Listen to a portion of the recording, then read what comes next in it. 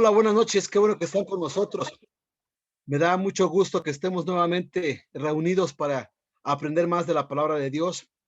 Hoy voy a tomar la segunda carta a los Corintios. Ya Tony ayer nos dio una amplia explicación acerca de la primera carta de Pablo a los Corintios, pero hoy quiero compartir con ustedes la segunda carta. Y esta carta es muy emocionante, es muy bonita porque nos muestra realmente el amor de Dios hacia su pueblo, hacia su creación. Y esta fue escrita un poco después de la de Primera de Corintios. Tito regresa a Macedonia para dar un informe sobre la reacción de los corintios a la carta anterior de Pablo.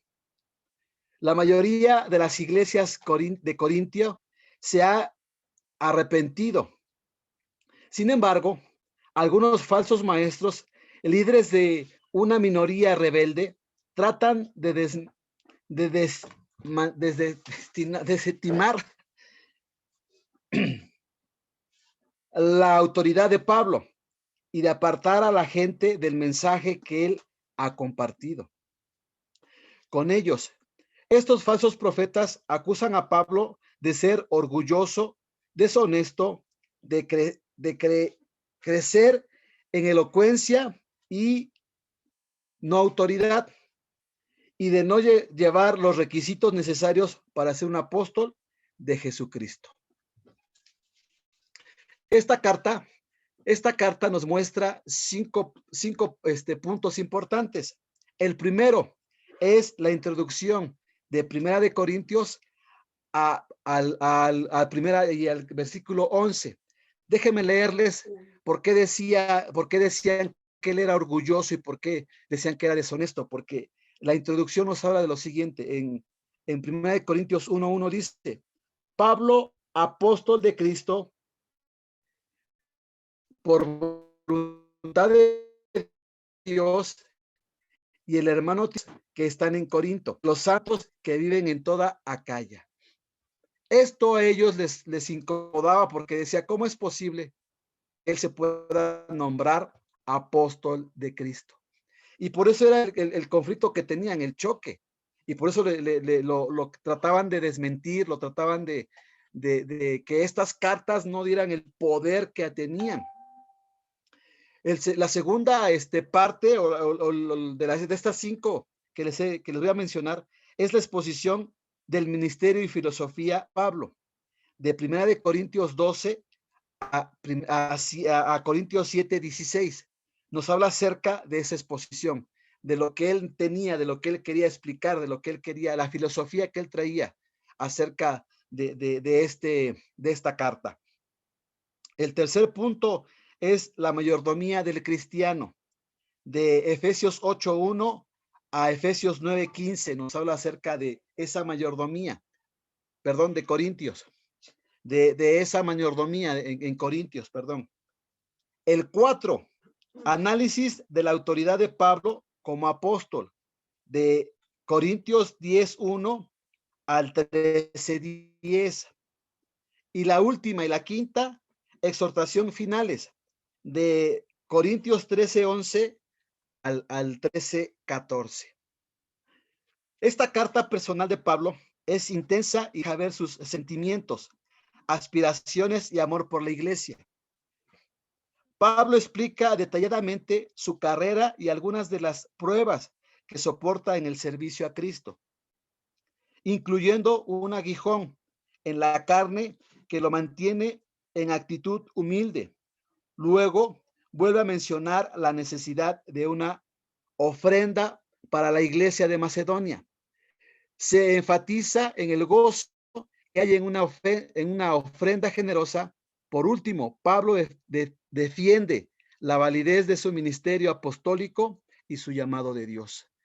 Pablo fue un hombre usado muy fuerte, muy poderoso por Dios, pero había gente que le tenía envidia, había gente, falsos profetas que estaban en contra de él, porque ellos tenían parte del llamado, de la atención de la gente. Pero cuando Pablo viene, cuando Pablo habla, cuando Pablo expresa su filosofía acerca del amor de Dios, esta gente se siente ofendida, esta gente se siente amenazada, esta gente empieza a ver a Pablo como una amenaza.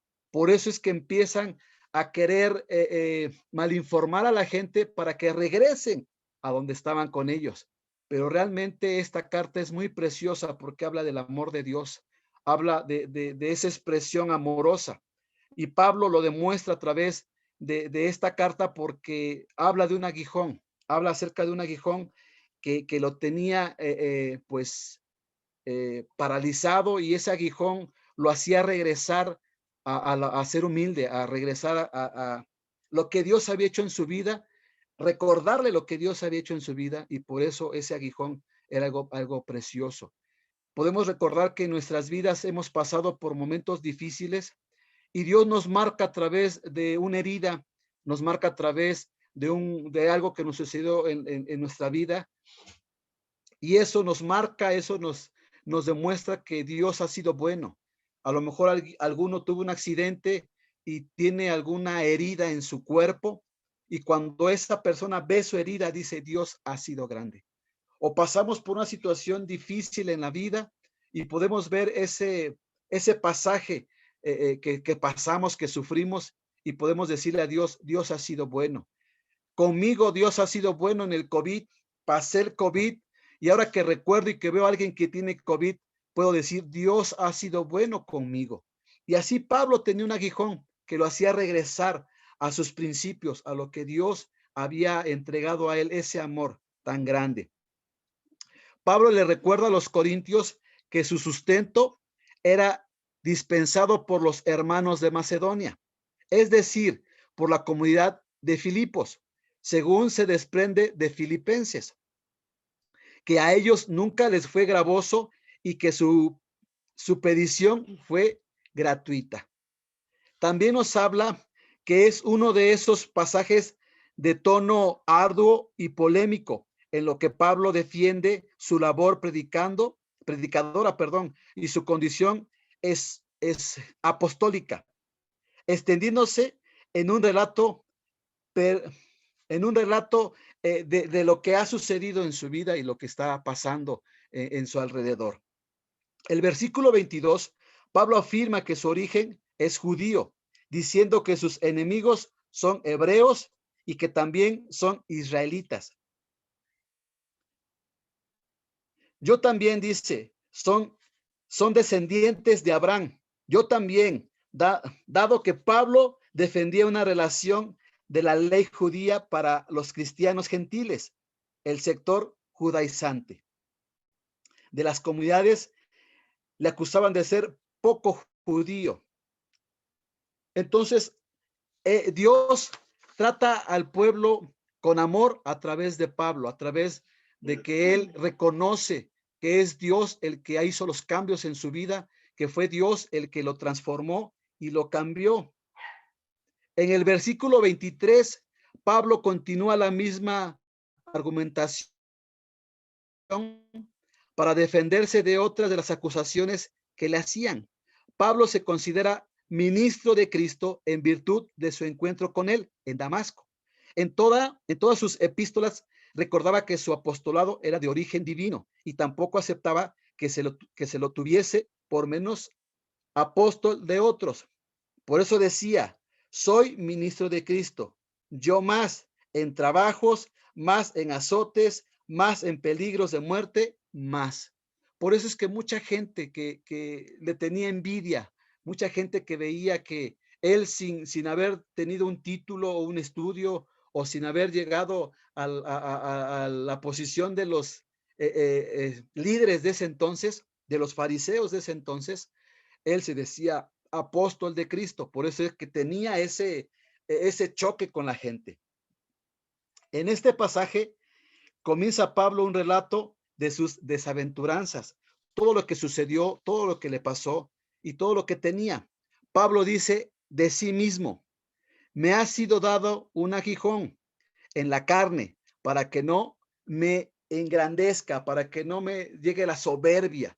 Por eso es que tenía ese aguijón, y cada que le dolía, cada que sentía ese dolor, pues él recordaba que Dios había hecho muchas cosas por él.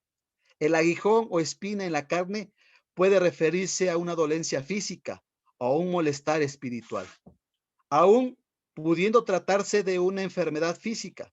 Pablo la interpretaba como un efecto espiritual que le contrapesaba el orgullo, que le podía, que le pondría a sobrevenir por la excelencia única de sus experiencias espirituales. Dicha espina podía ser la misma enfermedad que le sobrevino durante la predicación a los Gálatas. En Gálatas 4:13-5 lo podemos ver. En resumen, ¿qué nos habla esta carta? En resumen, nos habla acerca del amor, de la bondad que Dios tiene para su pueblo. A través de que a Él lo vuelve sensible, lo vuelve amoroso. A través de todo ese amor que derrama Dios sobre la vida de Pablo, demuestra que Dios nos ama. Demuestra que Dios tiene grandes cosas para nosotros. Esta carta, la segunda carta a los Corintios, nos habla del amor de Dios para todos nosotros. Que a pesar de que somos personas difíciles, a pesar de que somos personas duras, a pesar de que somos personas que no nos dejamos amar, Dios sobre todas esas cosas nos ama. Esta carta es preciosa, esta carta nos habla de su amor para con nosotros, nos explica cómo es que dio su vida para que nosotros fuéramos rescatados. Y esta carta, segunda a los Corintios, es una carta que te va a llevar a conocer y aprender que Dios hizo todo por ti para que tú tuvieras salvación y vida eterna. Y esa es la carta, la segunda carta a los Corintios. Les doy muchas gracias por habernos escuchado, por estar con nosotros y nos vemos el día de mañana para el siguiente, para seguir en este maratón.